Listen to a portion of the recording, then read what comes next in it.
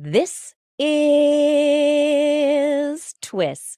This Week in Science, episode number 849, recorded on Wednesday, November 3rd, 2021. Are you jelly of the science? Hey there, I'm Dr. Kiki. Today, we will fill your head with hips, homewreckers, and promiscuity. But first, thanks to our amazing Patreon sponsors for their generous support of TWIS. You can become a part of the Patreon community at patreon.com/thisweekinscience. Disclaimer, disclaimer, disclaimer. Jet lag. It's that thing that can happen when you travel a great distance, typically by air, and land somewhere hours later in a location that has a significantly different time zone. With your circadian rhythm upended, it's understandable to be sleepy. It's expected even. But if you are the leader of a nation attending a talk about the dangers and urgency of action in the face of a global climate crisis, there is no excuse for taking a nap. Now, despite the low expectations of the UN climate meeting, it has so far underperformed tremendously. Key driver underlying the underperformance is that it is a performance, because it relies almost entirely on economies and businesses to reform without legal mandates. In the United States recently, oil executives were invited to testify about climate before the government. They all confirmed or admitted that global warming occurs and that fossil fuels play a role. And they all said they support the Paris Climate Agreement. That's great. It was also revealed that while each of the oil companies were saying this, they were also lobbying the government hundreds of times for tax exemptions and increased drilling lands, yet failed to use their influence or lobbying for any additional environmental protections or to support any provision of the Paris Agreement. Not great. It was also revealed that they collectively spend millions and millions and millions of dollars to support autonomous industry organizations that pump out climate change denial misinformation. Really, really not great. Really bad, actually. Kind of like they're supporting the opposite of what they are publicly saying they support, and while I am no expert on dictionaries, or lying for that matter, I'm pretty sure that funding companies that spread climate misinformation while you pretend it has nothing to do with you is the definition of greenwashing. When asked about solutions, many pointed to the fact that fossil fuel usage in the United States is much cleaner than in many other countries. Ironically, this is because the government of the United States passed laws that forced them to make changes, which they lobbied against at the time. If governments are going to take seriously the threats of climate change, they have to do more than ask those profiting from emitting carbon to do something about it. They need to take actionable steps. And what that means is not just setting goals, it means laws that make it illegal to do business as usual. While the UN summit was full of statements about accelerating action towards goals, which are themselves things that are forward-thinking that you're planning on doing later also, the image of a 78-year-old president of the United States nodding off during the event pretty much sums up the real sense of urgency amongst world leaders. Their sleep at the wheel as urgent reports keep coming in from folks like This Week in Science. Coming up next. I've got the kind of mind that can't get enough. I wanna learn everything. I wanna fill it all up with new discoveries that happen every day of the week. There's only one place to go to find the knowledge I seek. I wanna know what's happening. What's happening? What's happening this week in science? What's happening? What's happening? What's happening this week in science? Good science to you, Kiki and Blair. And a good science to you too, Justin, Blair, and everyone out there. Welcome to another episode of This Week in Science. We are back to not be sad about the science, but rather to be upset about the failings of humanity. No, we're going to talk about science. That's what we're going to do. That disclaimer got to me a bit, Justin. I have to say. I'm so sorry. Then you will not appreciate at all the rest of my contributions to today's show. All right. Well, as we jump in, everyone, welcome It's another episode of This Week in Science, right? We've got a great show ahead. As we jump into the very, very, very tip top, I just want to take a moment to appreciate that it's Jellyfish Day. What? I totally didn't do anything jellyfish oriented all day. I missed it again. If you have a Did TWIS you calendar, have a spine? Yeah. Huh? Did Do you have a have spine? separate openings for eating and for waste? Do you, Oh, do you have gosh, a yes. full brain? He's not a Yeah. Oh, jellyfish. so yeah, you He- didn't do any jellyfish things. No, he didn't do That's a any bummer. jellyfish things. I ate at some all. fish today. I feel like that was a jellyfish thing. Well, I feel like the jellyfish have followed all of the politicians and financial experts to Scotland for the COP26 meeting as a jellyfish swarm this week, very timely in its actions, has scuttled a nuclear reactor in Scotland. What? They use water cooling for their nuclear power plant, and occasionally, when there are massive jellyfish blooms, or algae blooms, these blooms can get into the intake and clog it all up, and then the nuclear reactor starts to overheat, and so they have to turn it off so that you don't have a big problem. Anyway, Well, hey, jellyfish, what's up? In climate change, you have winners and losers, mostly losers. But jellies are one of the winners. They love warm water. They do real Yeah. well with rising temperatures. So they just wanted to go over there and shout out, don't undo anything you're doing. Keep doing what you're doing. It's great. What you Oh, doing I is see. great. Be good to the jellyfish. Keep it They warming. are, Yeah. that's why they were trying to shut down the nuclear power plant. They was like, oh, that energy's a little too clean. Alternative There's energy, not enough clean. carbon coming out of there. Alternative. Give me some of that cold, that clean cold. It shouldn't be greenwashing. This was jelly washing. On the show this week, I have stories about hot planets, exoplanets, and black holes, some promiscuous proteins, and saints for sadness. What do you have, Justin? I have got just good news about Again. skiing. Oh, great. Okay. Yep. Mhm. Looking forward. And Oh. and three more stories that Kirsten is not going to appreciate. Oh no. All right. I'm getting ready for it. Blair, what is in the animal corner? I have some nice lighthearted animal fluff tonight, so you don't have to feel too upset about any of it. I have Alan. I have brought Alan. Yeah, I have dead fruit flies, and I have murderous chicks. Oh, sounds super fluffy and lighthearted. Just It's chill, okay. Just real Alan, chill animal corner tonight. Yeah, Alan, Yeah. murder, and death. Great. Okay. Yes. Animal corner should be it. You can't get rid of Halloween in the animal corner. No, it's actually it usually comes a week late because the animals they don't have calendars, so they see the kids in the costume. They're like, oh right, it's Halloween, and then it takes a couple extra days. They figure That's it out. what I feel like. I always come up with my costume a good week after. All right. As we jump into the show, I would like to remind everyone that if you are not yet subscribed, you can find us on YouTube, on Facebook, on Twitch for the video streaming. On Twitch, we are at TWIS Science. We are also on Instagram, Twitter, and I guess other places. Yeah, got the social medias going on. And then you can find us all places podcasts are found. Look for This Week in Science. Our website is twis.org. All right. The science. What if the temperature of the Earth were increased 20 to 30 degrees Fahrenheit? That's like 11 or so degrees Celsius. No thanks. My guess would be that there would be an end to ice and snow.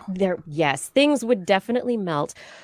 Researchers decided that they wanted to model what might happen to the Earth's atmosphere, use some of these atmospheric modeling programs that have been developed to study our atmosphere, to see what could have been happening in the atmosphere during the hothouse periods of the Earth, when the Earth was actually experiencing temperatures this high. The Earth has been up to 20 to 30 degrees Fahrenheit hotter in the past. and it may get back there again someday. Hopefully not while we are still on the planet.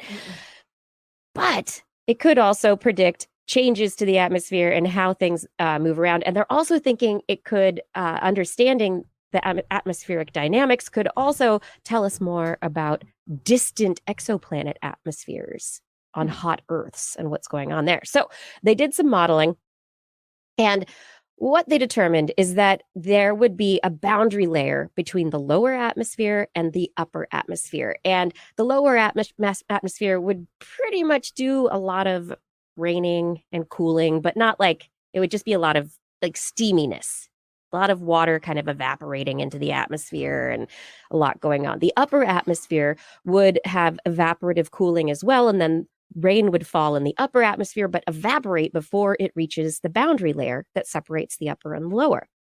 But over time, all that evaporative cooling would cool the boundary layer. And what would happen would be massive deluges on the scale of dumping like a tropical cyclone's worth of water in a matter of hours, as opposed to days to weeks. So you take all of the water and put it into the atmosphere, and when it comes down, it comes down fast. It comes down. This sounds like if humans could survive in this, which obviously they can't, but if they could, and you went for a walk in that, you could drown on land. Yes. I mean, there would be mudslides, the likes of which there would be almost deserts to instant rivers. Like the if you could imagine feet of water. The San Francisco Bay Area just had an atmospheric river come through, and I saw on Mount Tamalpais there was some 15 to 16 inches of water that came down, which is ridiculous. The rest of the Bay Area saw 4 to 8 inches different places, which is a lot. Yeah. But can you imagine Records. multiples of that coming down? So- I mean, just flooding and So the silver the lining, likes of which though, you can't even conceive of. the silver lining in that, though, is at that point, or perhaps at a point before we got there, there'd be enough water in the atmosphere that you'd probably see a pretty drastic cooling of the Earth. And this is one of those things, like when you're worried about, like, oh, what about the planet? The planet's going to be fine. Yeah, I mean, you're talking it's about going to go back to cooling- an ice age again at some point. Oh, eventually. Yeah. Not in our lifetimes. Not in our cyclic species aspect to it, for lifetime. sure. There'll be an asteroid impact between those two I thought events. you meant cooling while this rain is going on, because this no. model, I mean, the surface of the Earth and the surface of the oceans, the sea surface temperature in their model was 130 degrees Fahrenheit. That's insane.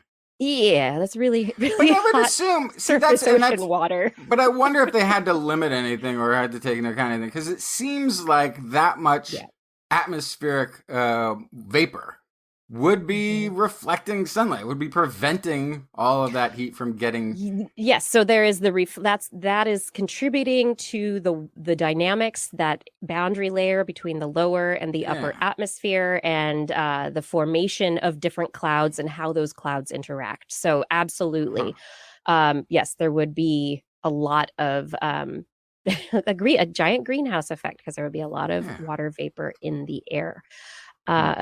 Yeah. Anyway, this research is published in Nature this week. And as I said, it takes note also of the possibility of being able to look at exoplanets. And in other exoplanet news, some researchers working with NSF's Noir Lab, they partnered with California State University Fresno geologists to take a look at white dwarfs. They're studying the atmospheres of what are called polluted white dwarfs.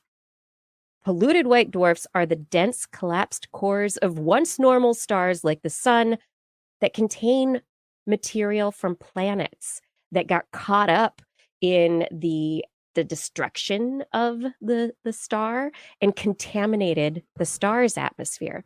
And it's potentially what will happen to our sun someday, and that our sun, because it has rocky planets, will one day have a polluted atmosphere that can be looked at. It's kind of funny to think of your sun having a polluted atmosphere, but It's a technical term, right? The researchers looked at 23 polluted white dwarfs about 650 light years from the sun, and were measuring different elements that were present. And what they determined is that these dwarfs have a wider range of elemental and molecular compositions than any of the inner planets in our solar system. So all of the white dwarfs they looked at had completely different distributions of molecules, which suggests that the rocky planets that surrounded them were very different from our Earth, that maybe their rocky material was more porous in some cases. Maybe it absorbed water better. Maybe it had a higher melting point. Maybe it had a lower melting point. Maybe it was denser rock. So because of the molecular compositions that they detected in these atmospheres, they're able to kind of take it back and say, think about all the different possibilities for rocky planets. They're not all going to be like our Earth. But what couldn't they be just like our Earth? Also, because the thing that I think they could that be missing, like our Earth, but what they were saying is they're not. No, I know. But I think the thing that's missing from that is what is going on at the core of all these rocky planets. Like, that's the thing we don't know. Like, there could be so much different chemistry than we see in the rocks and the soil and as far down as we've dug into a planet, which really isn't that far down. You know, maybe the molten core is hiding all sorts of different molecular chemistry and elements than we expect it to. I don't know. Yeah, so perhaps we're gonna have to blow up a planet to find out. That's the only way to see the full distribution of what's possible. Based on what we've seen so far, though, the researchers say that our planets in our solar system have specific distributions of olivine and orthopyroxene, and these other planets, they actually had to make up new names for the combinations of chemicals because we don't have them in our solar system, and chemists and geologists hadn't really thought about them before. So they've come up with new classification nomenclature, and that includes compounds like quartz pyroxenites, and that has more than 10% each of orthopyroxene, clinopyroxene, and quartz. There's also quartz orthopyroxenites. There's periclase dunites, periclase wehrlites. I mean, the list goes on. They had to make up new names. How often does that happen in geology? Not very. Not very. Yeah, and it kind of ruins my whole theory of the sci-fi movies, and they're out there mining asteroids, and they're like, oh wait, you can only go over here to get this one element. I'm like, that's nonsense. It's the same everywhere. Maybe that's very not true. Yeah. All right, Justin, you want to bring some good news? Just good news. Hey, for those of you who are not fans of skiing, good news is it could be going away. This then would allow you to take in the heights and the sights of a winter mountain range without all that pesky ice and snow. Staffordshire University graduate Rachel Carver and Professor Fiona Tweed investigated the impacts of melting snow and ice on the future of tourism in a new paper published in Geography. The paper looked at how resorts are introducing a range of measures to prolong the ski season, including glacier blankets and artificial snow. So this is Rachel, she's explaining, I visited the Stubai Glacier in Austria on holiday and was intrigued by the fact that they were trying to conserve the ski industry. It left me asking lots of questions, so I decided to go back and learn more. She found the site uses protective blankets to reduce ice melting and wind erosion, so they actually put blankets down over the slopes to protect them. Just tuck those ski slopes in. Make them nice and comfy at night. You go to sleep now. And it's also transitioning from winter to summer type tourism. They're adding playgrounds, viewing platforms, trying to put in hiking trails, maybe even some mountain biking trails kind of a thing. Surveying tourists, saying despite the environmental changes, if it was to be without ice and snow, 70% said they would still go to the site. They would still visit, citing the mountains, scenery, and hiking opportunities as reasons why they would continue to visit. What did the wildlife say? No, they Did didn't still question the visit wildlife. without snow. Didn't question the wildlife. But apparently, resorts around the world are using similar strategies. Many now rely on snow machines to produce sufficient pack. Of course, the use of most snow and ice generation is ultimately contributing to the unsustainability because they're consuming energy, usually localized energy that's usually fossil fuels that contributes to climate change. So this is, and a story was interesting to me too, because that's going to be a growing contradiction of the cause and effect and back to a solution temporarily that we're going to see everywhere. Not just ski slopes, but, as cities start to go underwater, they'll, fire up diesel-powered pumping stations to pump the water. It's like the heat goes up outside, the air conditioners come on, the diesel-powered pumps are happening. Yeah. I talked last week with Rebecca Helm, and we were talking about the diesel-powered plastic picker-uppers for the ocean cleanup project very briefly. Yeah, there's a lot of that. And then they didn't talk to the wildlife, and they also didn't talk to the people who depend on the meltwater from the glacier and the snowpack for their water. She's just found a thing for a thesis and is focused on that one thing. Just back up. She's doing fine. It's mountain biking. Is mountain biking on that list? Yes, it was. She did suggest that mountain biking could be a thing. But Rachel says, at the rate we're losing glaciers, doing nothing is not an option for these industries. There will be a lot of people adversely affected by the economic impact of not having this tourism. It is interesting to see different solutions to the issue. Most places understand that these practices that they're using now aren't long-term solutions, but it is buying them time as they move towards a transition to becoming hopefully a summertime tourist destination. Oh, but one of the other all the time tourist destination. Oh man! One of the other things that they might do is plant grass. Apparently, there are resorts in the Czech Republic where there's not enough snow, where they've planted grass, and people go skiing down grassy hills. This seems dangerous. The other skiing is already dangerous. It's probably safer. No, because the snow at least you can see where the rocks are. Okay. Yeah, the snow isn't the problem. It's the rocks and the hiding under their skis. And then humanity, we will adapt. Yeah, we will recreate. You gotta. Where are they going to get the water for all that snow in different places? Oh, the downsides of things changing. As things are transitioning, though, Blair. How's the day to night transition going? Yeah, well, we're about to go through daylight savings time.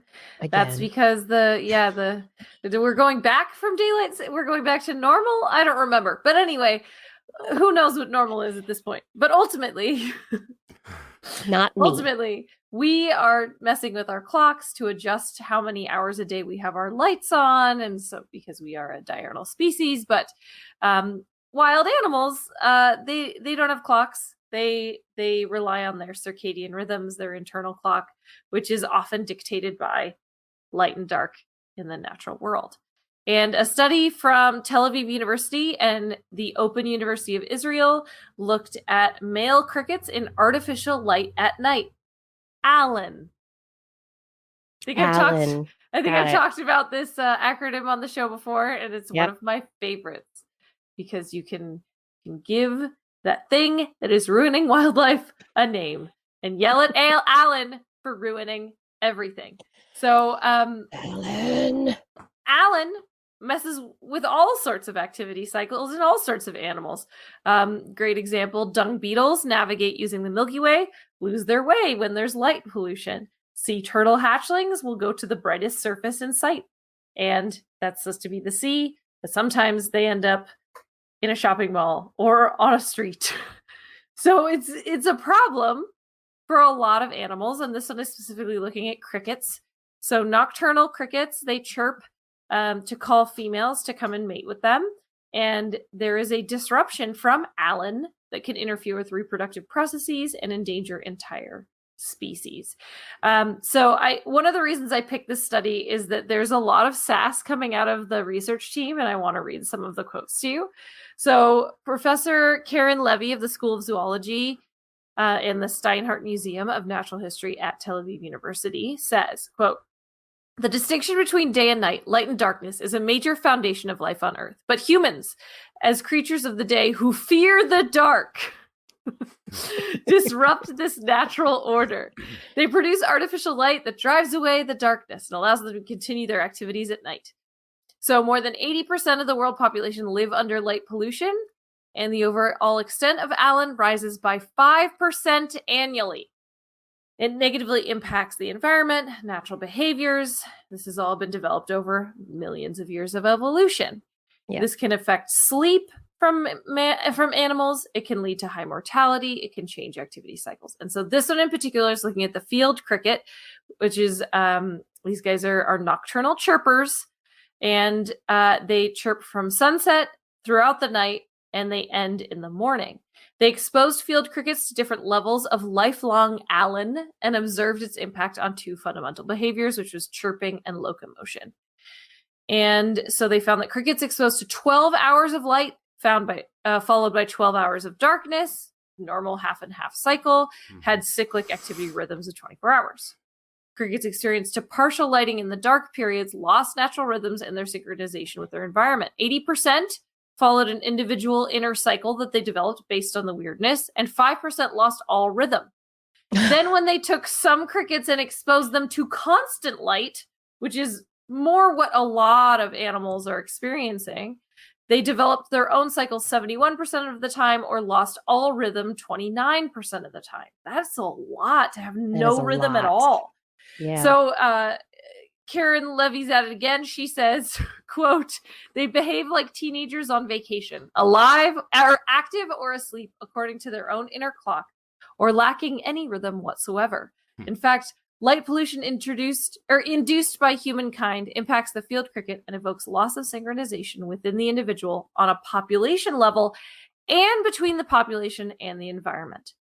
So the idea here is, yes, light pollution is bad. The more we look at it, the worse it is. So what you can do, we're not asking you to sit in the dark. What we do ask is to help protect the environment and the surroundings and the animals within it, to turn off lights in your backyards, on your patio, on your terrace, in parking lots when you're not using them. Do not leave those on all night. That's really what needs to happen. You can draw your curtains, you can have your lights on inside. You have to remove the outdoor lighting whenever possible.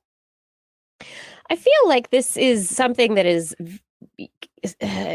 it's doable for rural living or more, less city urban living. Yeah. Where you have more natural environments surrounding your property wherever you are. Urban living, though, you're in a concrete jungle, and humans have turned the space into our own.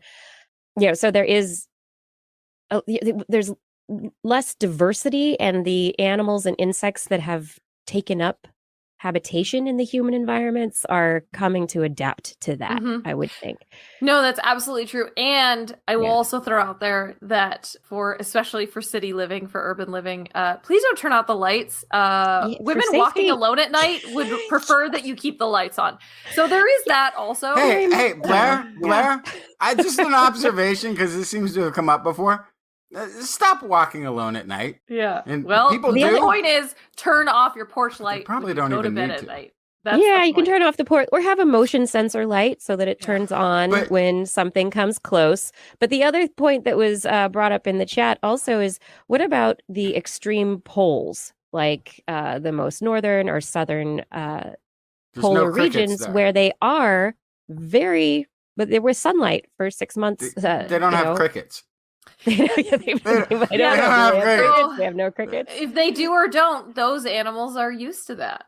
We're dealing with like Karen said, millions of years of evolution to be adapted to certain cycles. And on the show we've discussed how some animals have circadian rhythms based on light, some have them based on temperature or Temperatures. precipitation. Or, Yeah, absolutely. So there's all sorts of different things that can sway patterns, but there's a lot of animals that depend on light for those patterns. And let's move on to promiscuity of proteins. Yes, promiscuous proteins. Researchers at EMBL Hamburg and CSSB have been looking at proteins in the gut that are transporter proteins. And what their job is to help move little bits of digested material, proteins, peptides of proteins, which are little segments of proteins. They're designed to move these peptides, parts of proteins across the gut barrier, out of the lumen of the gut into the circulation and to places where it can be taken to places where it can be used to build new things for your body, to be the materials, the building blocks that we need. And there are about 800 different transport systems dedicated to specific nutrients in our gut. There's a lot, very specific, except there are a few that are promiscuous. That means they don't care what kind of protein peptide they're picking up. They're like, ooh, you look like a blonde. You look like a redhead. I mean, whatever. You look like you just fell off a truck. Come on.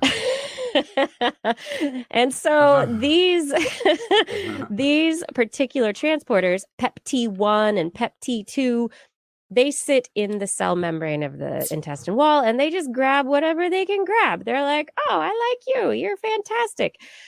Let's hang out. And anyway, they're grabbing whatever they can grab, moving it across the cell wall. And researchers at these organizations decided that they needed to find out what the molecular structure of this transport protein, PEP-T1 and PEP-T2 are, what it looks like, how they can build something that will work with the transporter to allow for better drug design. Because when you eat a pill, you take a pill, a lot of the drugs that we design have poor uptake. That means that they have to put a huge dosage into the pill that you take because only a small amount of it gets across the transporters and across that barrier of the gut. So better drug design can lead to more efficient drugs that enable the drugs that we need to get into our bodies to make us healthier. So knowing what the transporters look like, we can create drugs that can get picked up more easily by these promiscuous transporters. So a couple things. One, I guess the transporter's just moving it across the barrier. It's not taking it to a final destination. It's not taking it to a final. Yeah, the transporter is just the movement across the membrane. Yeah. So something else somewhere else goes, oh, this is what we can use over here, and we're going to break you down over here. Okay. So this sounds like just like it's interesting that some would be very specific and others would be total generalists. Yeah, which is very intriguing. It is intriguing. I mean, it allows the cell to structure itself in a way that allows the cell to work efficiently, right? You put all your sugar transporters in one area, or you have particular vitamin transporters, or, whatever it happens to. And then in a way, you have sort of a limiting effect of how much of those proteins are being brought through at any given time, I guess. Yeah, but exactly. Then, so there's a rate limiter. Then it's their ability then to connect with these proteins, which becomes the interesting thing, because the transport ones, they've got the key and lock sort of have to have the right VIN number or whatever, however you want to phrase it, on the protein that they're grabbing. They have to be have the compatible mechanism for grabbing it to bring it, but the universals don't. So creating a drug that can fit that universal lock-picking, whatever, however, analogy of how two proteins can engage. That's, fascinating. It's a smart tactic, right? I'm impressed. Good job, researchers. And it makes me think, then if it's flexible enough to grab anything, that this also, it makes me imagine that it would be, for some reason, because it's less specific, that it would be an older transport mechanism. I don't know if that's true or not. I don't know. But, Yeah, that's like- an interesting point. I have no idea. They did say, so they looked at it using cryo-electron microscopy, and they were able to not just determine the structure of the transporter, but also capture it in different states as it moved peptides along the transport cycle. So they saw it change its conformation as it moved. Because what happens is when these transporters grab a peptide, that forces the molecule to change its shape. That usually opens some other kind of channel, and that allows more movement, and then that changes another conformation, and then you finally get the molecule, the peptide in question, all the way across the transport chain, and the transporter has gone through this like really wonky Rubik's, the long snake Rubik's cube kind of manipulation to get that peptide across. But they were able to visualize the entire process in molecular detail like a film, which is very, the fact that we're doing this now is so amazing. This is the next movie I want to see. Yes. I'll watch that movie. All right, Justin, you have more good news for us, or you're going to bash on Australia now, maybe? Oh, is it the Australia story? Yeah, okay. Let me find the Australia story. So this is at the United Nations Climate Summit in Glasgow, which we've been talking about a little bit tonight. It's been going on. It's still going on. There's more than 90 nations have signed a global pledge to cut methane emissions by 30%. And actually, this is, of all of the sort of goal setting that they've done, this one is ambitious. They're saying by 2030, which that's big. I'm not a mathematician, but we're almost at 2022. So that's about an 8-year time frame. Yeah. Which 8 years, isn't it methane has its half-life is like 8 years. It's pretty quick. I know it's much faster than the carbon. Yeah. But yeah, most of the goal setting has been 2050. Which, you look at the average age of the people who are signing on this, none of them are going to be here in 2050. Very few are going to be here in 2050. Yeah. That's the problem with these. They keep picking timelines where they're like, it won't be my problem. Exactly. So Australia has refused to sign. What's wrong with Australia, you ask? Well, okay, so methane is emitted in coal and gas production, but it also is emitted in livestock and other agricultural activities. And almost half of Australia's annual methane emissions come from their agriculture sector. This is the Energy and Emissions Reduction Minister, Agnes Taylor, who is saying that while Australia has pledged net zero greenhouse gas emissions by 2050, they didn't want to say how they would do it or set specific targets for doing so. And this is me saying I agree that they have a point. Reducing by a blanket percentage ignores unique economies and individual nations and what their dependence is on specific emitting greenhouse gases. So just targeting methane is going to affect some nations more than other nations. If you just said coal carbon, that would maybe be a different set of nations that would be affected. Oh, we're going to first focus on the, emissions from computer servers, right? Right. Like these are all different things. So yeah, the National Party leader, Barnaby Joyce. Gosh, they have fun names there. who I know nothing about the National Party. I don't know if I agree with him on anything else. But he came out and said that signing the pledge would be a disaster, saying the only way you can get your 30% by 2030 reduction in methane levels and 2020 levels would be to grab a rifle and go out and start shooting your cattle. Wow. That's extreme. That's an image. Yeah. But how about methane capture? How about from industry? How about this is and if it depends on where your methane's coming from, right? Yeah. If it's coming from industry and not agriculture, maybe that's a solution. So here's what I kind of agree with that statement on that level. Like, that sounds.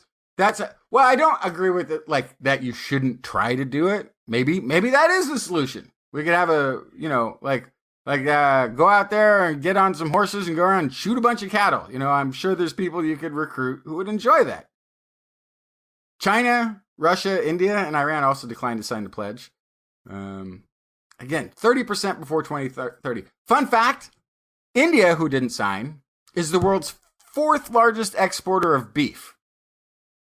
India? That I wouldn't have guessed. No.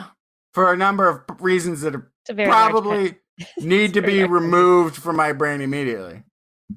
Yeah, they're just behind the USA, which is the 3rd biggest exporter. Brazil is number 1, with about a quarter of all beef exports globally.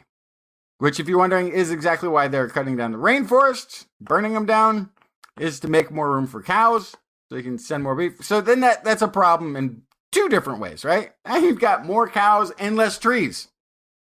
Okay, that's exports. U.S. is the largest producer of beef. We make more beef. We just, I guess, don't export as much as Brazil because we have more people eating it at home. But none of this is the point of the story. It's that the Paris Agreement's targets remain just that, targets. Australia and India, to their credit, did not sign, but perhaps are being honest enough to say, we actually can't reach those goals. Yeah. So who did sign? The U.S. and Brazil, right? The biggest exporter in the world and the biggest producer in the world both signed it, while actually increasing beef production every year. Yeah, Well, go ahead, so Blair. far. Part of the problem is I cringe every time they say net zero.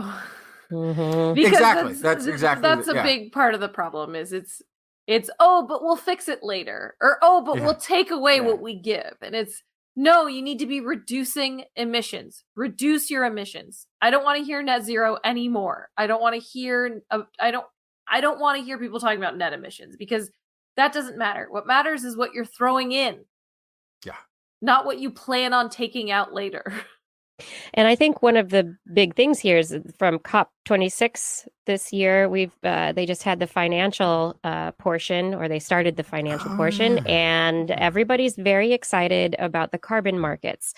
And from this, what it makes me conclude is that we can increase what we're throwing in because we're going to turn this into an investment opportunity. It's going to be investing in trees somewhere else, or investing in, other aspects of what these carbon markets are. Yeah, so it is a shell game, and it's greenwashing because it's not solving the initial problem. Yeah. So a couple of things too I thought was like, if you're India and Australia being some of the biggest exporters of beef, if the global nations are saying we want you to cut by 30%, that's who you're selling to. But on the other hand, if they stay out of it, do the nations who are still importing beef from them, do they count that as carbon usage? They certainly don't currently. So it's a ridiculous thing. Like the UK has no problem. Like, yeah, we don't mind doing that at all. 75% of their beef comes from Australia. Almost all of their pork, I think, comes from Denmark. We have America can say, we're gonna reduce our beef usage, and then open up cattle farms in Mexico, or import more from Brazil. So the whole thing's kind of ridiculous. But here's the final thought on that I got on all this here. The fact that U.S. and Brazil are signing it while actually still making no sign that they're going to decrease beef production or methane. This is what I was going to do a punchline earlier. I should probably skip it. But it's like, again, I'm no expert on dictionaries or textbook definitions, but it seems like BS. Is all I'm saying.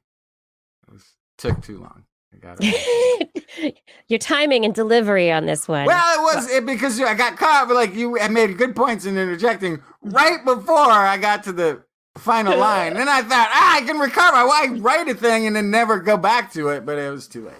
Yeah. You want to know who couldn't recover? Smilodon. Smilodon couldn't recover from its hip dysplasia. Like a German Shepherd? Like a German Shepherd. Yes. Researchers just publishing in scientific reports this week and doing research on species samples from the right femur of a Smilodon fatalis saber-toothed cat from the Pleistocene age Rancho La Brea asphalt seeps in California. They did CAT scans of the cat's femur to determine the degenerative state of the femur. And they know from lots of other samples from different cats across that have been held in other collections is that there is a certain amount of degeneration on the femur, and they wanted to determine what the cause was, whether this was a chronic problem over the life of the animal, whether it was caused from infection, or whether it was a late life like arthritic problem caused by the attacking large mammoths, and as they liked to do. Were these things from injuries? Anyway, they took these CAT scans of the cat's femurs and were able to kind of determine that the way that the femurs looked indicated a congenital problem, hip dysplasia. And so they think that Smilodon fatalis had a genetic disorder and was prone to hip dysplasia. And from this, and this is where it makes the jump that I think is questionable at best, because this is like evolutionary psychology of an animal long dead. But they are suggesting from this that the Smilodon social groups were very social and that they supported their ailing individuals, because individuals with a problem like hip dysplasia would not be able to survive as long as the damage to this particular bone on this one fossil that they looked at, not a lot of fossils that they looked at, just one fossil they looked at, that individuals would not have lived long enough because they wouldn't have been able to hunt with their bad hips. But they could So have community, scavenged, right? They could have scavenged, right? Yeah, they could have scavenged for sure. Yeah, I get why modern day humans are always amazed to find out that other life forms don't send their old people away to die.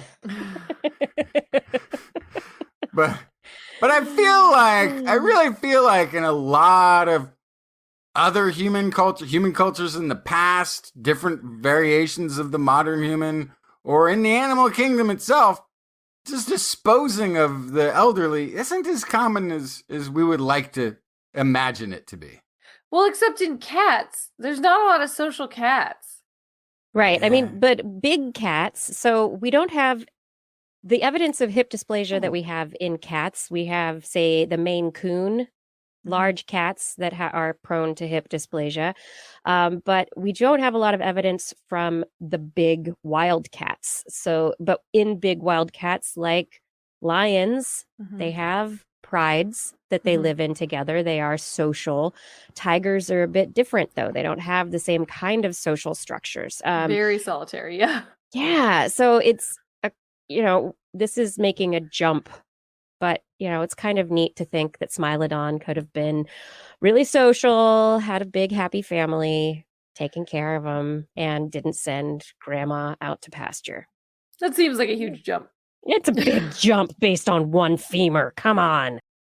This is This Week in Science. I hope you're smiling because we're bringing you the science once again. All the science news just for you and your friends that you tell about TWIS, because you really should be telling your friends about us. I mean, seriously, everybody needs to know about this stuff. You can have some great conversations because of the stuff that we're talking about. We're having great conversations. You can have great conversations. Tell your friends about TWIS. Thank you for listening.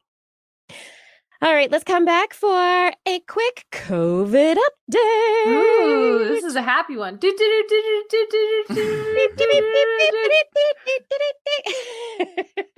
I'm the happy one. I know.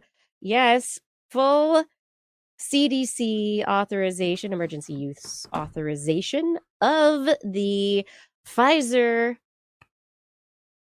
vaccine for COVID-19 for 5 to 11 years of age in the United States.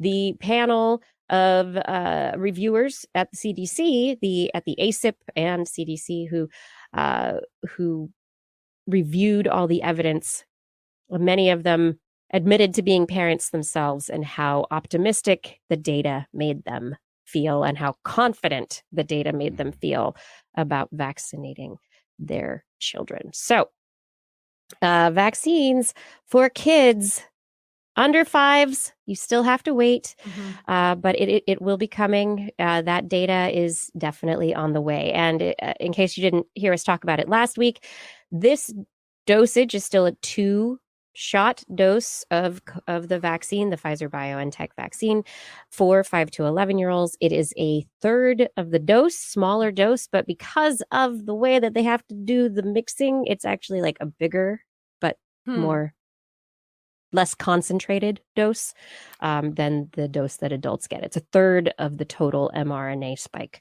protein that adults get. Is this one also called it is Comirnaty. Comirnaty. I like how they tried that for a week, and everyone's just still calling it the Pfizer vaccine, and they're like, "All right, I give up." Yeah, this is not, because it's it's a different dosage, so they're not calling it that at this point. Cool. Yeah, but there's a lot of details. We've got a link to a post on a newsletter from one of our medical friends, Dr. Jeremy Faust, who used to do the Brief 19 postings, and now he has a newsletter called Inside Medicine that you can subscribe to. Got some great posts for people interested in medicine.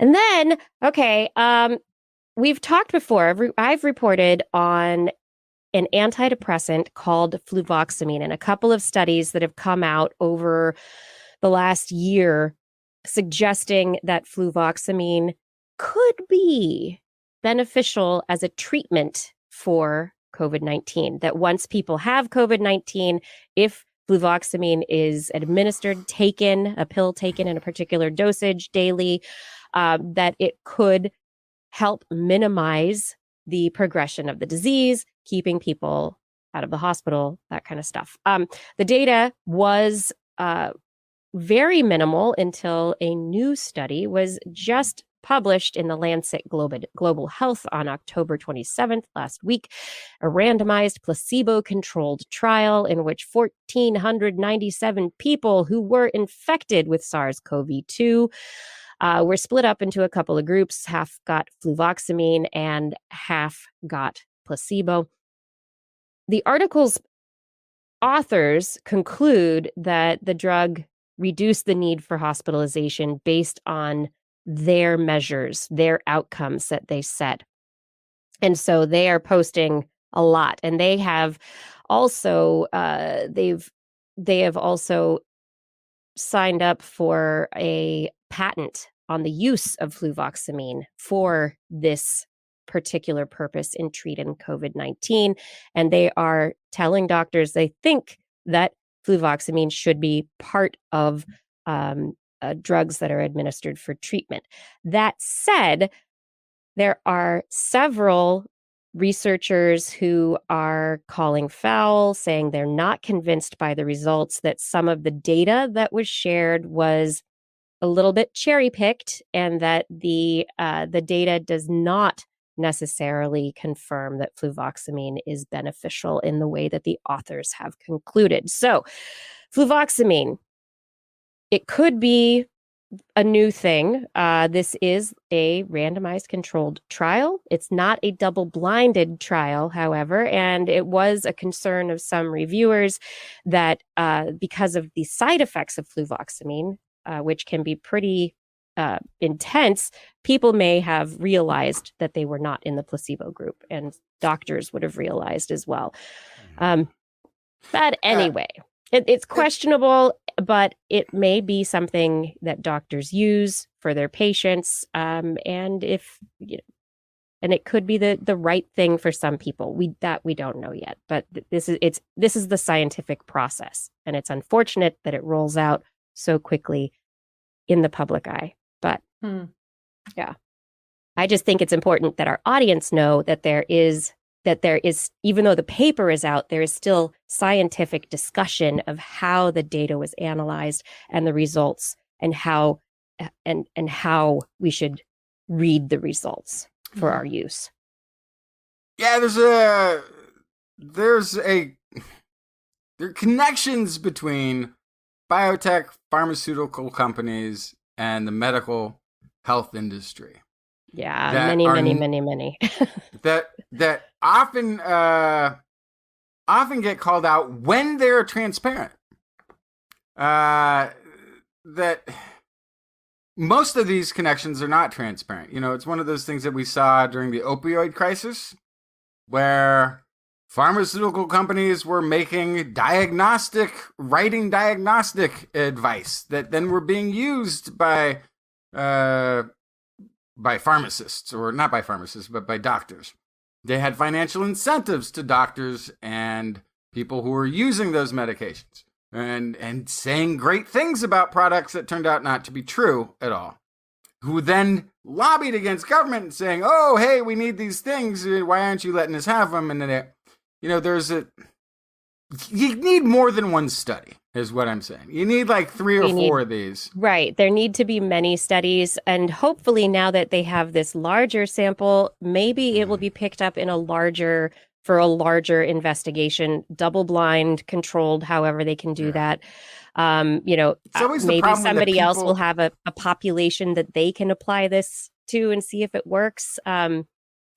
It's always a problem, I think, when you have the people developing a drug come out with the data themselves. And it feels like there should be a different so this group, they're not developed. The drug is a long time drug. It's a drug that is like out of it. It's in a generic patent, and it was part of a larger survey called the Together trial. It's an international trial to try and find potential treatments for COVID-19 out of drugs and other compounds that are currently in use and that were high possibility and probability. So like ivermectin was one of these things that people have been looking at. Fluvoxamine is another.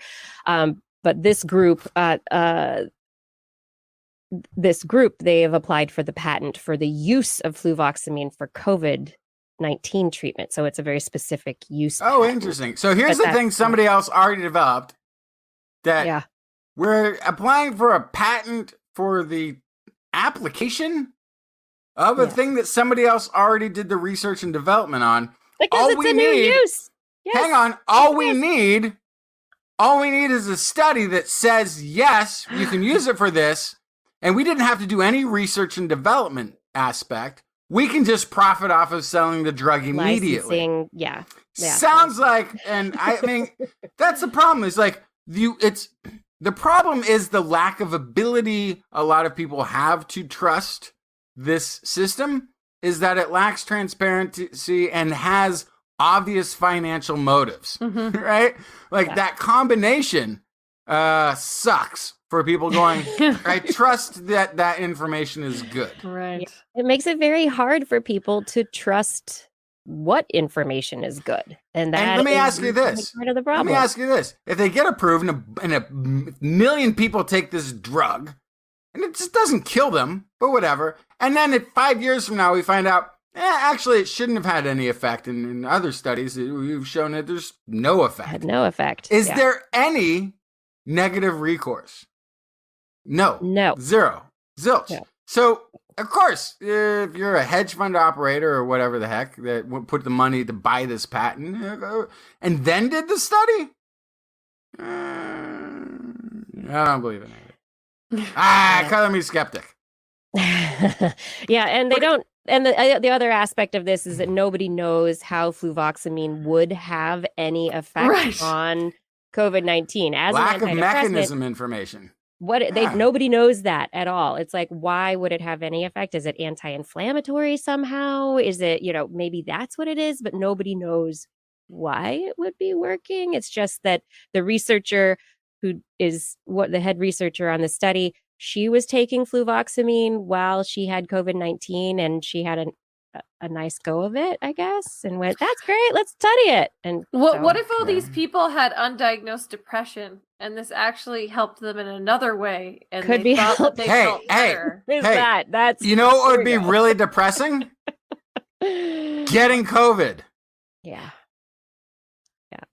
So anyway, vaccines are out, everybody. I hope that people are, if you are able, getting a booster, if you are qualified and able to keep your antibodies up and keep yourself healthy for the holidays. And if you are able to vaccinate your children, that you can get your children vaccinated so that our schools and our social places can be healthy this season when we want to meet and greet one another. I like the vaccines so much, I got it 3 times. Good job. I haven't been able to yet, but I'm looking forward to it. This is This Week in Science. You love this show? Head over to twis.org and buy a calendar. You want to plan 2022 with TWIS? You know you do. Head over to twis.org, click on the giant toad in the sidebar, and buy yourself a calendar. Buy a friend a calendar. Make it a holiday gift, because TWIS, it keeps you going through the year with science, curiosity, and fun science-y holidays, and all of Blair's amazing Animal Corner art, of which there is brand new work for the calendar this year. Can't wait to show everybody. So, twis.org, get yourself a calendar. And now coming back, it is time on This Week in Science for that fluffy bunny time of the show. I guess full of death and murder this week. Yes, that's correct. It's Blair's Animal Corner. With Blair! She loves our creatures, great and small. Biped, millipede, no pet at all. You want to hear about animals? She's your girl. Except for giant pandas and squirrels. There's Animal Corner. What you got, Blair? I have a spooky story about dead female flies luring male flies to come and mate with them. Wait, what? But it is not the female fly, it is the fungus that has taken over their brain. Oh, wow. Wait, what? Yes. This is crazy. Yes, so there's a housefly. They are covered in tiny white spores. Turns Don't out touch it. they were invaded by a fungus. It took over their brain and manipulated them into flying to find the highest perch that it could. And from there, they send their spores into the air and infect as many healthy flies as they can. Just for fun, or I don't know, bonus points, I don't know. They try to mate with they convince males, these dead female flies covered in spores, convince males to come and mate with them. And in the process, get infected. So they're covered in dots, they're swollen with rot. And the males are like, yeah, I hit that. So this study looked at why. Why is this happening? What is the mechanism that this fungus is using to make this happen? It appears that the fungus creates something akin to a love potion, releasing chemicals that lure the flies to increase their chances of infection. Yeah, so this started with some anecdotal evidence, just of observations, seeing some flies, male flies, trying to mate with the corpses of females that had died of the fungus, Entomophthora muscae. It's the fungus. And so it would make sense that this would help it spread, but why are the males doing this? So this is a study out of University of Copenhagen, and they tested whether the attraction is sexual and the fungus is luring healthy males to dead females. So they infected female flies with the fungus. Sorry, ladies. Just after they died, they placed them in a petri dish, and each time then added a healthy male and recorded whether they approached the dead female, how long it spent there, and whether they tried to mate. He then also did control experiments that included uninfected females that were still dead, that were frozen to death, because, you got to eliminate the variables, right? So males were 5 times as likely to try to mate with a dead female when she had died from the fungus. Sometimes the vigorous mating attempt let loose a cloud of spores that they could see. But even simple contact was enough to infect the male. Then in another experiment, healthy males were able to choose between 2 dead females in the same dish, one infected and one not. Males tried to mate more often overall when there was an infected female nearby than when there was 2 dead, uninfected females. But they didn't distinguish, which means they weren't being lured specifically to the infected female. Something about the presence of her. Put in the mood. It's like an aphrodisiac, yes. So they think the fungus releases some sort of sensory mating cue. So then they wanted to see if it was the spores specifically. This is very methodical. Placed 4 male flies in a small chamber containing 2 opaque petri dishes. Inside each petri dish, they had a fly-sized entrance, and in it was a piece of fly paper, one dusted with fungal spores and the other not. In 43 trials, all of the flies landed on the paper with fungal spores. But in industry use then, perhaps. Oh, perhaps. I don't know if you want those fungal spores everywhere, though. Yeah, of course. Why not? They're not making me do anything terrible. I So hope. the kind of the hypothesis moving forward is that there is a strong odor of the fungus, this grassy, sweet smell that is part of the appeal. So how did they test that? It's very methodical. Placed an electrode on the tip of the fly's antennae, showed whiffs of the fungus, stimulated an electrical current in the brain. So it was the fungus. It was the smell of the fungus. This is exactly what was happening. And so they also looked, they worked with a chemical ecologist. Perfume. Yeah, and they found flies infected with the fungus had many more chemicals than did healthy flies. And the presence and abundance of those varied with how long the fly had been infected.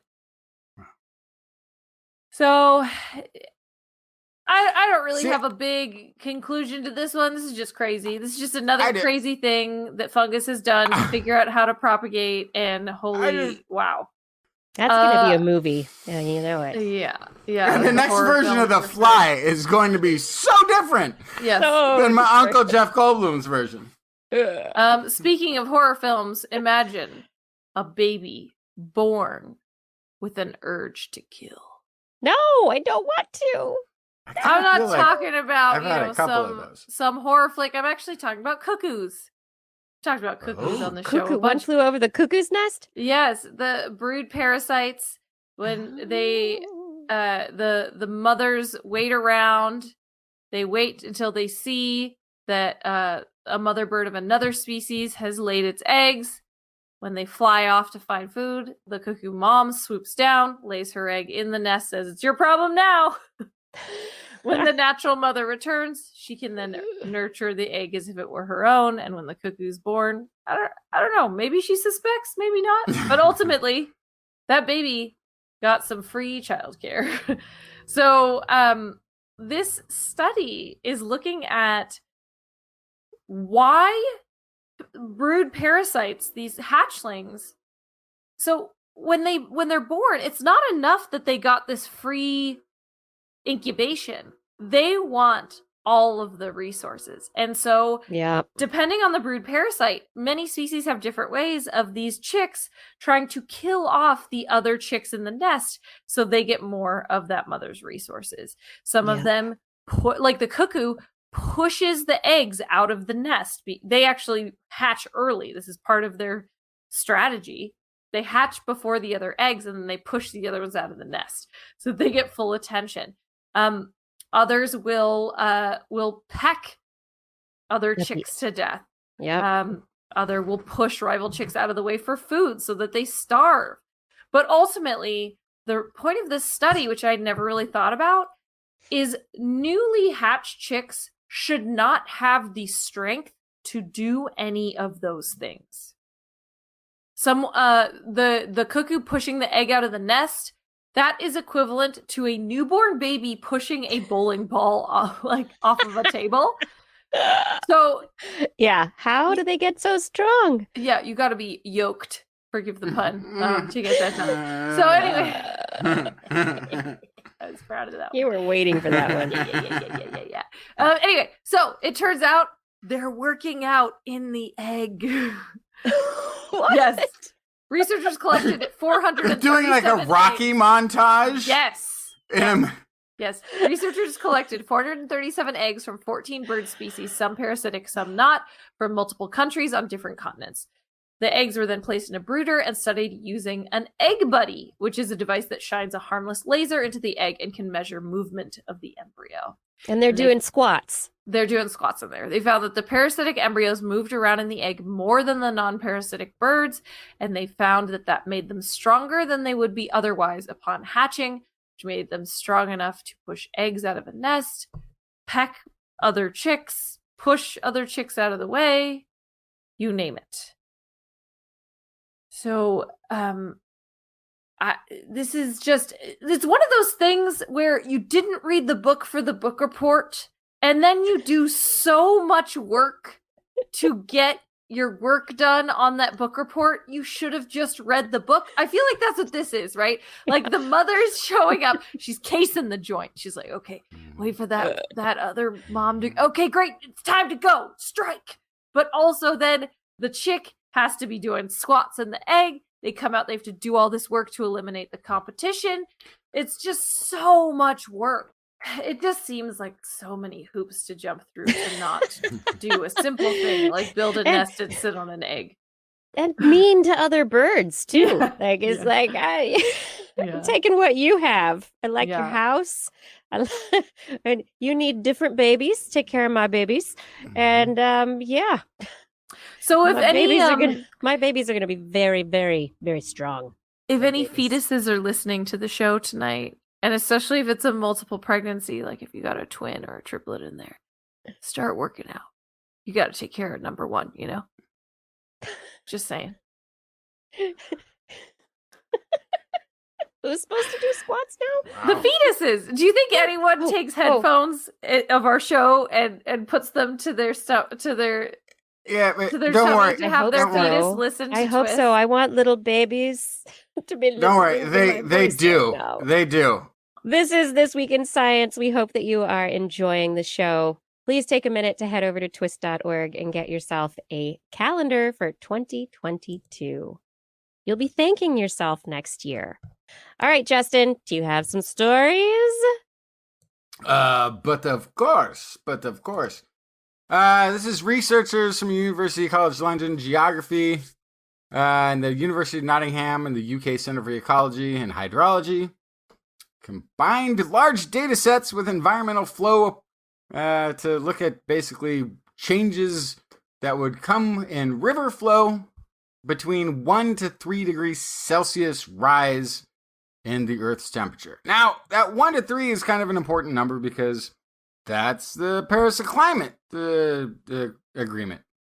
They're saying 1.5 Celsius and no further they have mandated for the Earth's climate, despite not having actually mandated any earthling to make that happen. Right. But they have told the climate, here you stop and no further. Right. So they looked basically at rivers. The research published in Earth's Future shows increased risks of ecological change with warming, and particularly in seasonal flows. I'm going to skip to basically the rivers that are projected to be the most at risk are the Amazon and Parana in South America, the Limpopo and Orange rivers in Southern Africa and Australia's Darling River. So all Southern Hemisphere. Does that kind of like raise any alarm with either of you that it seems like the largest impacts are going to be in the Southern Hemisphere? Yeah, the countries that contribute least. Is that what you're saying? Yeah, that's exactly right. Yeah. And so the countries Convenient.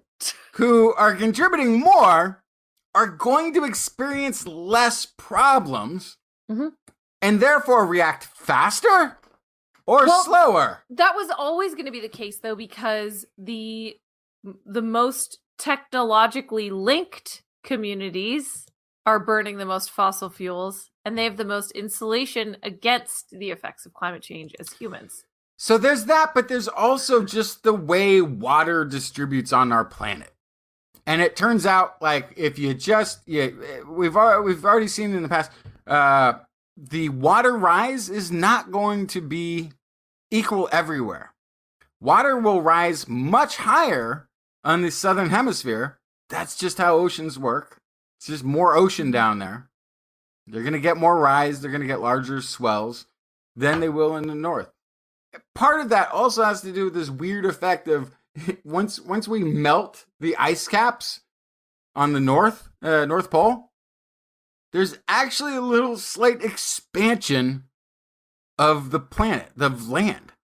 Right. And so the effects of that water rise are going to be less the closer you are to the North Pole. Anyway, this was basically the final thought here was Professor Thompson, who was part of the study, noted, people will need to consider how you do trade-offs between the environment, agriculture, and other human demands for water. As the climate warms, you need more water for irrigation, but you may have less water in the river. How do you prioritize competing demands for a finite resource? It will require a lot of political will underpinned by sound science. And again, we have this the Paris Agreement, and not a whole lot of that, urgency thing going on. Yeah, and knowing that knowing that Yeah. right now we have salmon that don't have enough water in the Klamath River Basin because they shut down the water. We had fights in Oregon over the salmon versus agriculture water resourcing. We have a 20% reduction in water that's going to be going to Phoenix, Arizona next year. They've already said they're going to be reducing the water. So it's not just, in these South American, far off, distant places from our northern hemisphere life. It's happening everywhere. But But yes, the countries that are causing the problems are not the ones that are going to be feeling the massive brunt of it. I mean, that's true at the country level. It's true at the continent level. It's also true at the community level. A lot of the time, the communities within countries who feel the strongest impacts of climate change are the ones contributing the least. So yes, it's a common thread. Very common. We've, hit against it. You got more good news for us, Justin? Okay, yeah, this is last. Actually, this does touch on something you talked about the finance sector taking on climate change. This is the UK Finance Minister Rishi Sunak said Wednesday he plans to make Britain the world's first net zero financial services center. They spelled center wrong, but that's okay. Oh, yes. Ye old center. I get it. Quoting Sunak, this means we are going to move towards making it mandatory for firms to publish a clear, deliverable plan. We're going to move towards making it mandatory for firms to publish a clear, deliverable future plan. Did we have another meeting? Do you want to get a memo? As the UK aims for net zero economy by 2050. If moving towards having companies come up with a plan that sounds like someday making an effort, then if that's what it sounds like to make an effort, then one day I will move closer to making an effort in the general direction of finding a way to eat my hat. I might have messed that one up too. So the government actually wants this to be in force by 2023. And and wants to set up an independent task force. This would be one removed from government, I would assume, that to define what is required. Right. Let the financial people tell you what we should do financially. Yeah. We know what to do. Yes. This is what I was going to say. If that independent task force is made up of so much as one financial sector banking insider, I say you burn them all as witches. Because an independent task force for a government mandate, I think only means nobody from the government would be involved. But I have a feeling, like, I would love for it to be different. I would love that independent task force made up of only government people who are hired scientists who study climate change or something of this nature. I doubt that's what's going to happen. Okay, so scientists and government, Justin. What are you talking about? Study was done by a group of environmental groups, including Greenpeace, found the UK's financial sector's carbon emissions exceeded the net annual output of most countries in 2019. So the investment by the UK's financial sector exceeded the net output of most countries when in terms of how much carbon emissions was involved in their investment and their holdings. So it goes on to say that that report goes on to say firms will not be legally obligated or obliged to commit to net zero, which again is a vacuous term. Net zero. And they could have different targets, while investments in carbon-intensive activities could still be allowed. Sunak insisted on the need to mobilize the private sector to tackle climate change. Again, you're mobilizing the sector that has the profit margin motive, not the sector that you have part of, which is the maintaining human health and prosperity. Anyway, we should have the paint companies get together to maybe discuss removing lead from their products if they feel like it. If they feel like it, yeah, maybe. So there are some people who've signed on. The lead, it's just some money. There are some people. Well, we did just get rid of lead in gasoline. Like the last country finally stopped using lead in their gasoline this year. Among the signatories to this financial alliance nonsense, net zero thingamajig, HBSC, Bank of America, and Santander. Which, if most people, have you guys ever heard of the Santander Bank? No. Okay. This Santander Bank is famous or infamous in the auto industry for offering the most outrageously high interest rates to people with low credit scores. So at least that bank has a lot of experience burying people.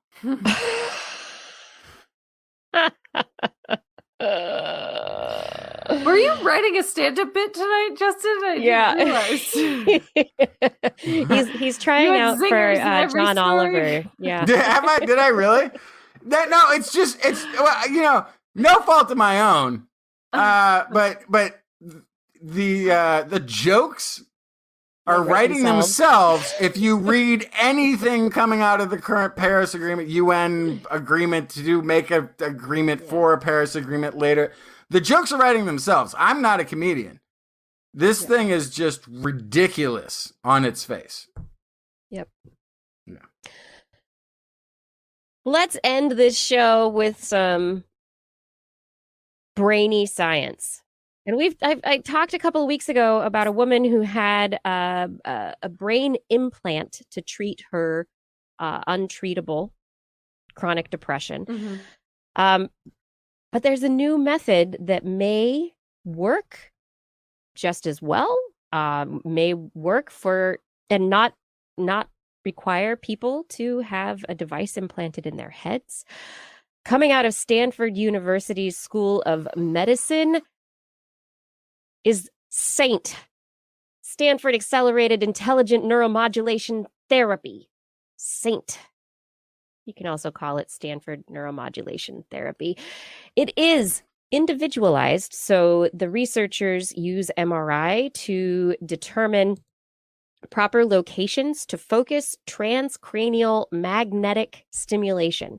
And they have a focused high-intensity beam of magnetic field that is focused into a very specific location in the brain.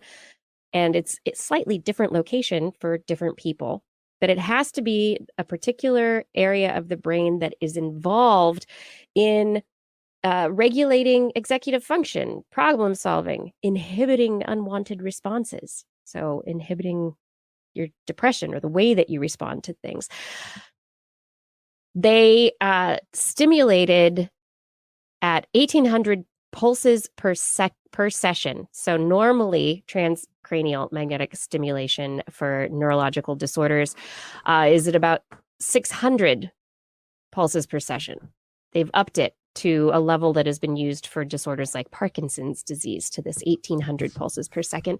And instead of providing the transcranial stimulation one day, one session every day for like 6 weeks, they gave participants 10 10-minute treatments with 50 minutes in between. So over 10 hours, basically you go in for your 10-minute treatment, you got 50 minutes off. 10-minute treatment, 50 minutes off.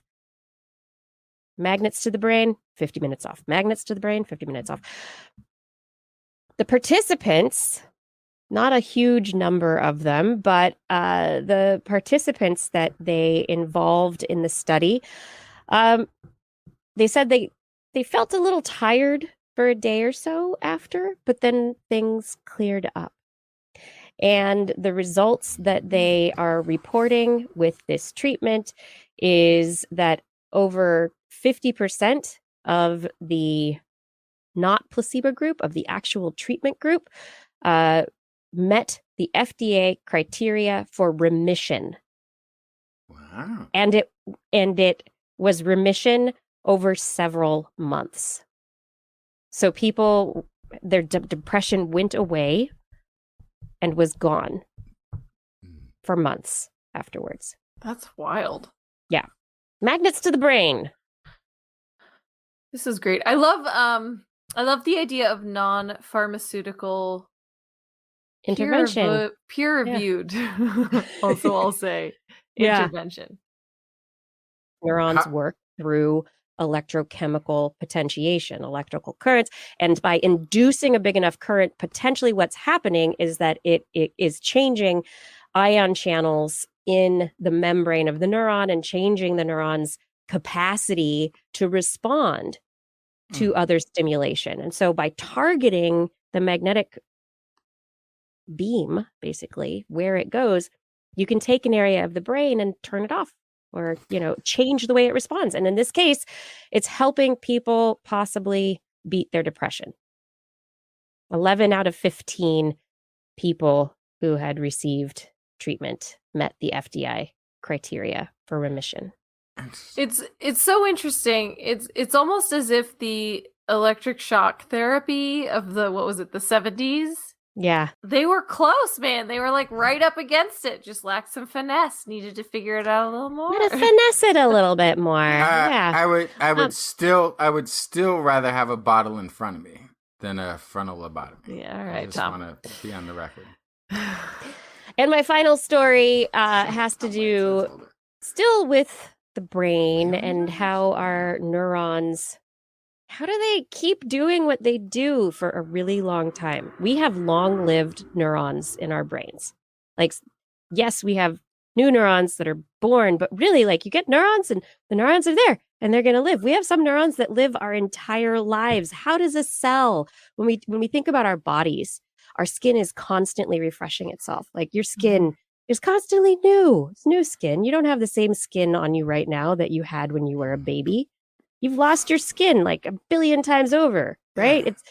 Our intestines slough off, and the lining, the endothelium of our blood cells, it sloughs off, and things are sloughing and dying, and cells are refreshing, dying and being replaced constantly. So how do our neurons exist for years and years and years and years and help to support our long-term memories? Yes, they do. Yes. And now I always assumed like the cluster of neurons, like some are dying and some are regrowing, but they're like, hey, oh, by the way, welcome aboard. Yeah, here's the information that we carry for forever. More so the neurons are pretty much there because we don't have a big neuron regeneration thing in our brain. It's not big. No, not a huge deal. What's refreshing are the synapses. And the neurons are kind of like pruning back, and then they grow. It's like the tree in front of your house. Like the leaves and maybe the branches come back a little bit, and then it grows out a little bit more, and then it comes back again, and it grows out again. And so the neuron itself will exist for a very long time, but not always in the same conformation and not always connected to the same exact things. And through these changes, it connects differently. And so you have like long-term memory. It's a crazy thing. We're still figuring out exactly how it works, but basically it's like neural networking, and it's impressive and complex. That said, the cells themselves, they power themselves with mitochondria. And researchers at the Salk Institute have just published in Developmental Cell that there is an aspect of mitochondria that they had never realized before, that mitochondria have proteins that are long-lived. Some proteins just stick around. They're structurally stable, and they are there to make sure that the protein complexes in the mitochondria are stable enough for the electron transport that has to happen to allow power generation. So even in the face of cellular degeneration, aging, while the neuron around the mitochondria may be wanting to die, but the mitochondria has these superstructures of proteins that it's created that allow it to continue, which is really cool. So it's like the cement blocks that make up, or the marble blocks that make up some of those big old Roman buildings, the Colosseum. Roman cement. Roman cement is intense. It works in the marine environment. It works above the ground. It works everywhere. It sticks around. Think of it that way, that our mitochondria, they have a job to do. Mm-hmm. They have to keep the neurons running. And you have to make sure that the engine doesn't break down. How do you make sure that the engine doesn't break down? You make it with really, really great German parts. No, I mean long-lived proteins. German cars last less long than Japanese cars. It would have to be Japanese parts. I think we're being technical about the analogy. German cars never make it past 80,000 miles. But and the fun thing in this study, though, that the researchers did is they used a kind of like carbon dating. Like it was as if it was like a form of carbon dating. So they used a radioisotope that slowly decayed, and it's similar to like what you would do to kind of date fossils and see different fossils in the fossil record. But in this case, they were looking at proteins and marking proteins in the mitochondria, and were able to determine that they had different populations of proteins. And there were like old proteins, and then there were young proteins, and they did not mix. The old proteins hung out with the old proteins. The young proteins were like, the old guard were like, just get over, stay away, don't come near me. This paper makes a big point to highlight the super complexes of these proteins, and that they're not just individual proteins, they are super complexes of multiple proteins that have bonded together to make themselves stronger. It's like Voltron. Oh wow. Yeah. Now it all makes sense. It's a bunch of people. bunch of Power Rangers running around at one point, and then all of a sudden you got this giant lion robot transformer thing that's You're mixing so stronger. many. I am. I'm totally. Right now. I'm taking, so many like 3 different cartoons from my childhood. One of them's not a cartoon, also. Yeah. So we're learning more about these things that keep us going. You know, how do the little parts of us that make us last? How do we last? How do they last to allow us to last? And how can we help them last longer?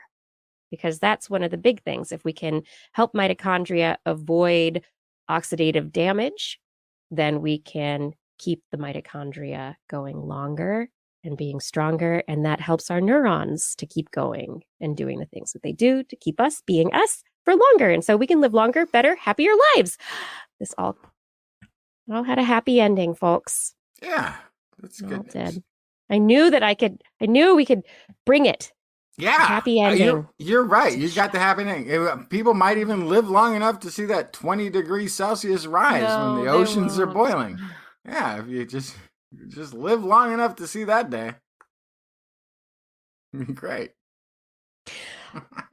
Have we done it? We did it. I think so. Thanks for the good news, Justin. Well, next week, I promise I won't report on anything climate. I'll just ignore it as if it doesn't even exist. Oh, like just the rest like of the world. Just like the people at the UN conference who are supposed to be talking about the Paris climate. Oh, everyone. Thank you so much for joining us for another episode. It is always wonderful to have you here with us, joining us, sharing the science and your curiosity. We hope that we bring you curiosity. I mean, I know we're curious. I hope we help you. Oh gosh, yeah, we totally forgot.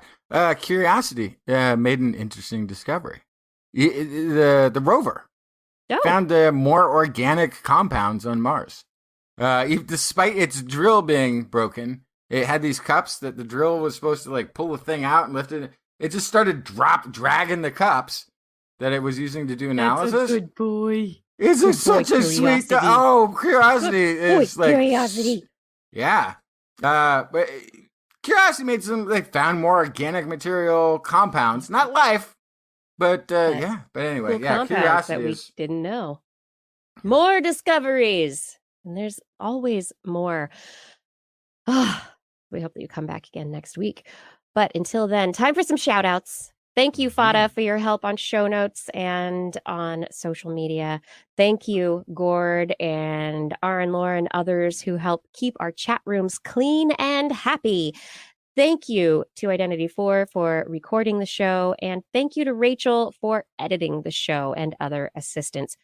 Additionally, of course, I need to say thank you to our Patreon sponsors. Thank you to Kent Northcote, Rick Loveman, Pierre Velazar, Ralphie Figueroa, John Ratnaswamy, Carl Kornfeld, Karen Tazi, Woody MS, Andre Basset, Chris Wozniak, Dave Bunn, Vegard Chefstad, Hal Snyder, Jonathan Stiles, a.k.a. Don Stylo, John Lee, Ali Coffin, Maddie Perrin, Gaurav Sharma, Don Mundus, Stephen Alberon, Daryl Myshak, Stu Pollock, Andrew Swanson, Fredis 104, Sky Luke, Paul Ronovich, Kevin Reardon, Noodles, Jack, Brian Carrington, Matt Bass, John and Nina Lamb, John McKee, Greg Riley, Mark Hessenflow, Gene Tellier, Steve Leisman, a.k.a. Zima, Ken Hayes, Howard Tan, Christopher Rappin, Dana Pearson, Richard, Brendan Minish, Johnny Gridley, Kevin Railsback, Rami Day, Flying Out, Christopher Dreyer, Artyom, Greg Briggs, John Atwood, Hey Arizona, support Aaron Lieberman for governor. Is it too late to do that now? Rudy Garcia, Dave Wilkinson, Rodney Lewis, Paul Mallory Sutter, Philip Shane, Kurt Larson, Craig Landon, Mountain Sloth, Jim Drapeau, Sarah Chavez, Sue Doster, Jason Olds, Dave Neighbor, Eric Knapp, E.O., Kevin Parachan, Aaron Luthen, Steve DeBell, Bob Calder, Marjorie, Paul D. Disney, David Simmerly, Patrick Pecoraro, Tony Steele, Ulysses Atkins, and Jason Roberts. Thank you all for your support on Patreon. And if you would like to support us on Patreon as well, head over to twist.org and click on that Patreon link. On next week's show, We will be back 8 p.m. Pacific Time, broadcasting live from our YouTube and Facebook channels, as well as twist.org/live.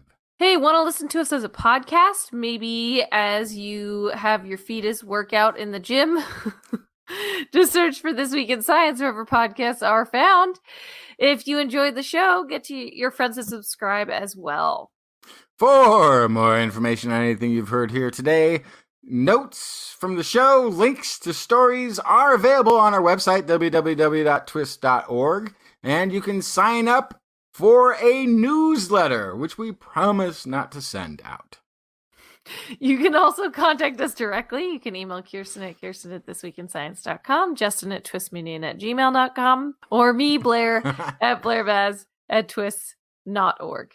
Just be sure to put twist, TWIS, in the subject line, or your email will be spam filtered into the sea. It will get gobbled up by a jellyfish, and then it will get swam to Glasgow, where we'll clog up a nuclear reactor, where you will also find us at Twist Science, at Dr. Kiki, at Jackson Fly, and at Blair's Menagerie on the Twitter. We love your feedback. If there's a topic you would like us to cover or address, a suggestion for an interview, a haiku that comes to you tonight, please let us know.